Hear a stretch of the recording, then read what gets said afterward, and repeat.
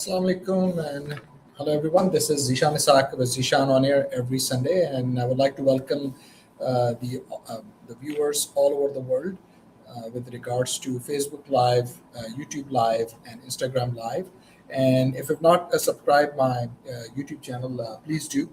We have a lot to cover in today's show, and first.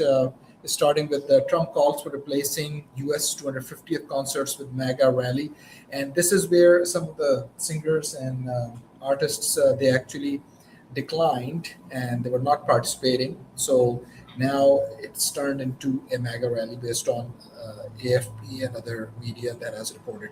Judges from $1.776 billion anti-weaponization settlement fund to putting Trump's name on building and the block's closure that was called out by a district judge, Christopher Cooper, and then this another judge who actually also said that President Donald Trump's administration from processing this payout and claims through a new $1.776 billion settlement fund for the Republican president allies with who believe they were the victims of a weaponization government or weaponized government that is also being blocked temporarily. So let's see how this will shape up the politics in Washington, D.C. But at the end of the day, it's all about the people and the checks and balances and how somehow the rule of law and especially law of the land should be paramount above anyone. Otherwise, it becomes a lawless society then. AP News has reported U.S. and Iranian negotiators reached tentative deal to extend a ceasefire. So on Friday, what happened that the negotiators, the U.S. and Iranian, they both have come to a conclusion with regards to extending the 60-day ceasefire. However, the final determination is with President Trump. And then in the last 24 hours, there were reports of attacks on a Kuwaiti airbase. Service members and some contractors, they were injured, but they returned to the base in 24 hours. And this Kuwaiti report on attack, that's where Iranian ballistic missiles attacked the airbase. They were shot down, but the debris also fell, and that's how service members and the contractors were injured. However, the proposal, which is still pending, President Trump's final determination, has to do with giving U.S. and IAEA access to destroy enriched uranium, and that is under the rubble as it's being reported, because of the U.S. strikes on those nuclear sites of Iran, and also reopening the Strait of Hormuz. There have been some reports that there was a Gambian merchant vessel that crossed the Omanian waterways, and then the U.S. The USS carrier, they shot Hellfire missiles to attack the engine, and so it couldn't go through the blockade that the U.S. has. So right now there are two blockades. One is obviously paying toll to the Iranians, and then the U.S. stops everyone who thinks that, oh, they just got through the toll. So this war, although it has been extended with regards to the ceasefire, but it's still not ending, and there's still no peace.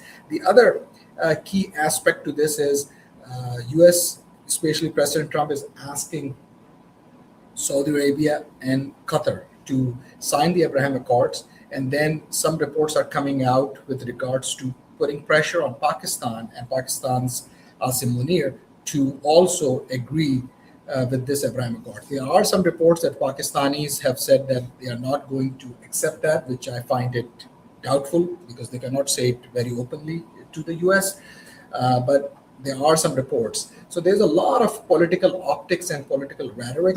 Behind the scenes, maybe some of these governments have already accepted Israel, or they have already accepted Abraham Accords, but they cannot say that in public because those governments will be at the mercy of a very angry population that they rule over them, and they don't have democracy. There's no democracy in the Middle East. There's no democracy in Pakistan. So No one knows what kind of deals and agreements that they are doing behind the scenes.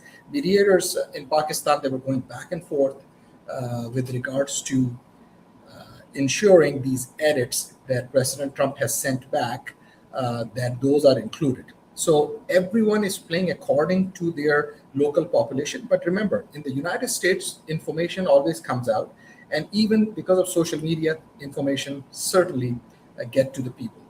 This is the long tweet or on Truth Social that uh, President Trump actually made sure that he mentioned this in this long tweet. At a minimum, simultaneously signing on to the Abraham Accords.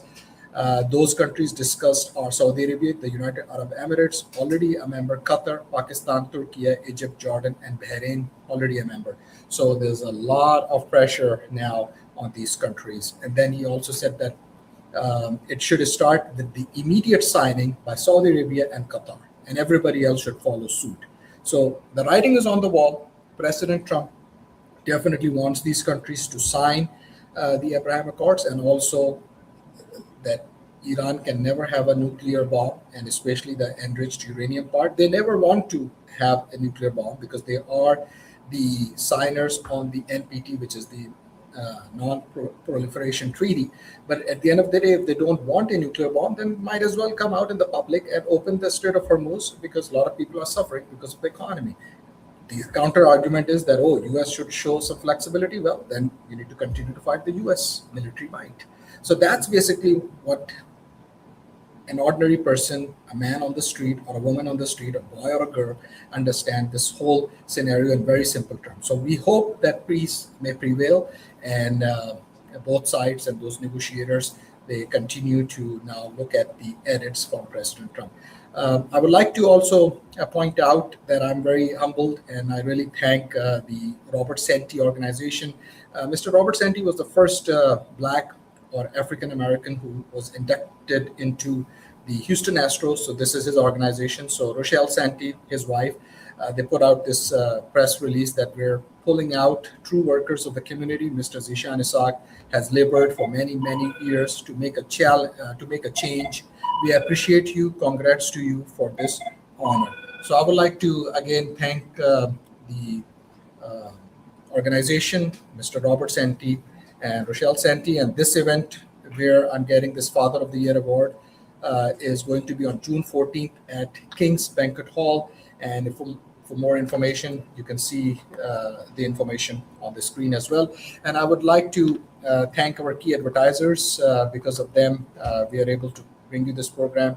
Affordable Insurance of Texas, AITinsurance.com. That's their number, 737-854-1000, 737-854-4000. For auto insurance, homeowners insurance, commercial insurance, business insurance, health insurance, you need to call them. They have decades of experience and they know how insurance work, and you will save a lot of dollars, hundreds and thousands of dollars on your insurance premiums. Contact AITinsurance.com on the web, or call them and mention my name is Ishan on here, 737-854-4000, and use it as a word of mouth as well. 737-854-4000, Affordable Insurance of Texas. You'll get the best insurance with very low rates, low premiums. Roop Sari Palace, they have sherwanis, kurtas for men and for women, all these different gowns and traditional dresses, and for evening gowns, evening wear, or for daily wear, for boys and girls, for men, women, and for brides and grooms. They are at Hillcroft in Houston, Greater Houston area. But for those who are out of state or out of the town, you can call to schedule a virtual video tour. 832-267-0065 is the number. 832-267-0065 to schedule a virtual video tour, or visit groupsari.com. And then ShanghaiTexas.com, they have some great specials. Shanghai all-you-can-eat buffet. You can call 739-531-388 if you need more information.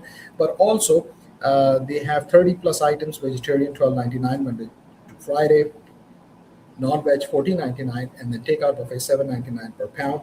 And they have some more specials. For example, for Zishan on air, all you can eat lunch buffet only for $10.99, 11 a.m. to 4 p.m. That's the lunch buffet.